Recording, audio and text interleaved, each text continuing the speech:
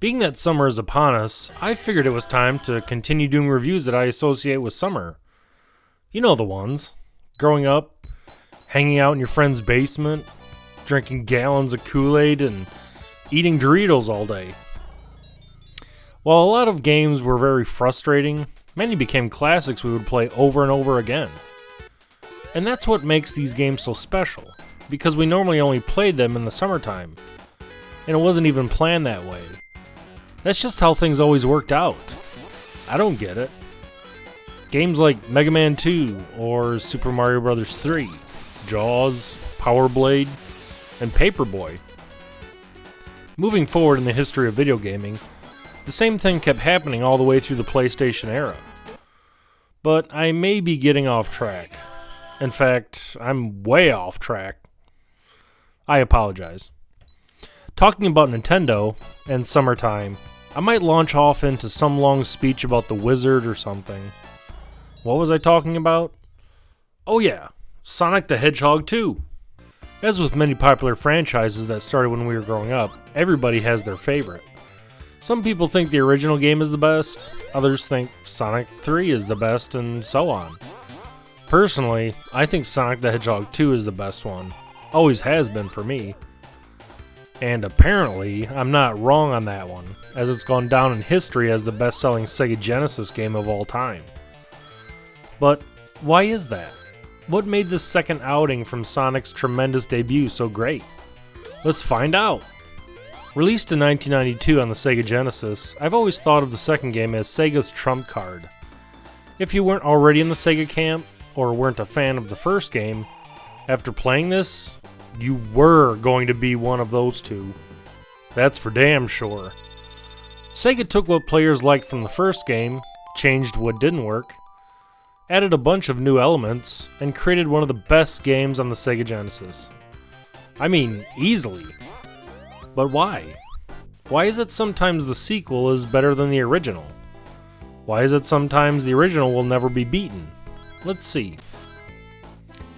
The plot is your basic Sonic game. Dr. Robotnik, yes, he was still called that back then, not this doofy Dr. Eggman crap, is up to his old shenanigans again. You know, trying to collect all the Chaos Emeralds to power his new Death Egg. There's quite a longer version of the actual storyline, I would assume from side media, since nothing is ever mentioned in the game whatsoever, so that's that. Sonic is also joined by his new sidekick, Tails! This was their first adventure together, and they would be inseparable for the remainder of Sonic's titles. Well, for the most part. This, I remember, was one of the first things that really got me about the game growing up. Just the fact that Sega added a second character to tag along with you on your journey just gave it such a different feel than running around alone. I don't know what it is. Companionship? Having a buddy? Beats me, but it works. It's not like Tails that actually affects anything during gameplay anyways. He just runs along with you. A lot of the times, either falling down a pit or just having you leave him in the dust, and he reappears. You are able to play as Tails in this game, however, unlike when you're not playing as him normally, or in future games, he can't fly in Sonic 2 for some reason. Perhaps the developers just didn't plan for it, thus the levels weren't designed around that aspect. Also new to this game is Sonic's trademark spin dash, in its first iteration. It would become a staple move in many future Sonic titles, so much so that when it's left out of a current game, a lot of fans get upset. Graphics-wise, it mostly looks just like the original Sonic the Hedgehog. There are slight changes and/or upgrades, but you have to look somewhat closely to see them. Sometimes it's simpler things like the water in the background going from static to more animated. Sonic's animations have also seen a little improvement, with smooth transitions and more frames of animation for most of his actions. The majority of enemies look great too, with some returning and some new additions. In particular, Tails, I've always thought were really well done, animation-wise, even back when I was a kid. The way they spin and twirl around always looked great, I thought. Speaking of controls, they've also been tightened up. Let's be honest, and not trying to knock the original, but When compared to the follow-up game, the controls are more responsive, as opposed to being a little sloppy in the first game. The majority of the levels throughout the game look awesome, besides being the introduction game to the greatest Sonic Zone that was or ever will be. Chemical Plant! Yeah!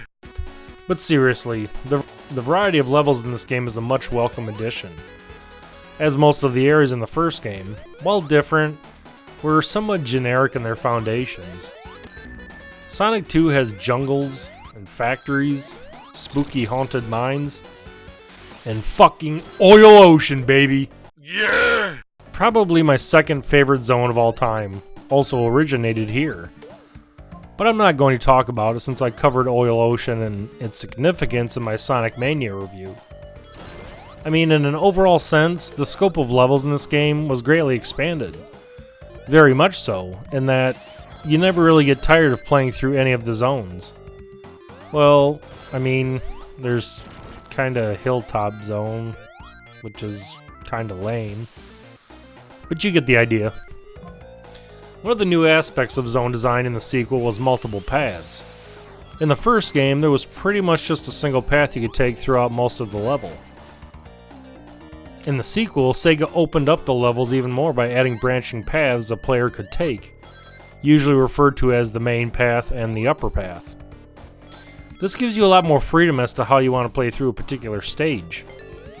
Bosses are mainly just more Robotnik machinations, but still clever as can be. I especially like the dual drilling robot in Mystic Cave.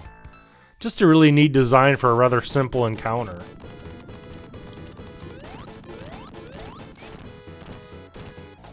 The audio side of things sees just as many improvements, if not more, if that was ever thought to be possible.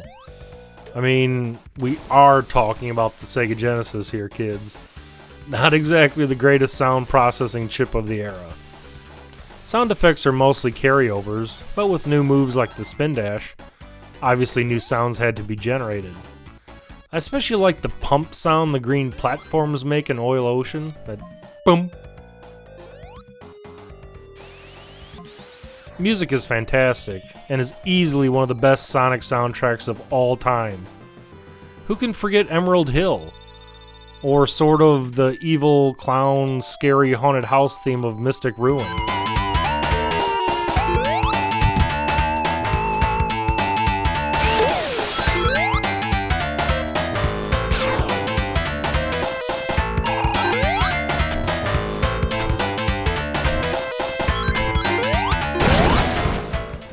Let's not forget to mention probably one of the greatest fucking pieces of music from any Sonic game ever.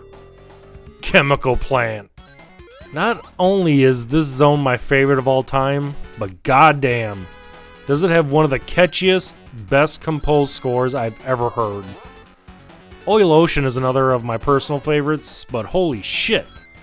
Have you heard the remixes of these tunes in Sonic Mania? What? You haven't? What the hell are you waiting for?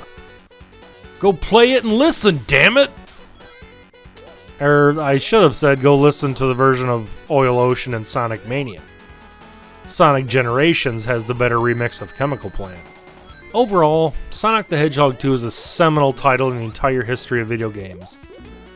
It was the best-selling game on the Sega Genesis. It's been ported to every platform and console under the sun at this point, or at least everything post-2000. It set the benchmark for every other Sonic title, at least ones in 2D, pretty damn high.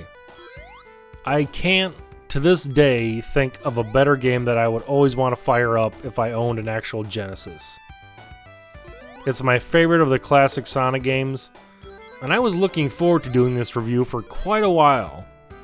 There really isn't that much more I can say about it. I guess we can only hope that possibly, one shining day in the future, Sega will re-release an HD Classics collection, all 4 of the original Sonic games, remastered in HD, with the choice to listen to original or remastered versions of the music. Yeah, we can hope. Thank you so much for watching. Thanks for subscribing if you're feeling inclined to do so. Spin dash out of there and check it out.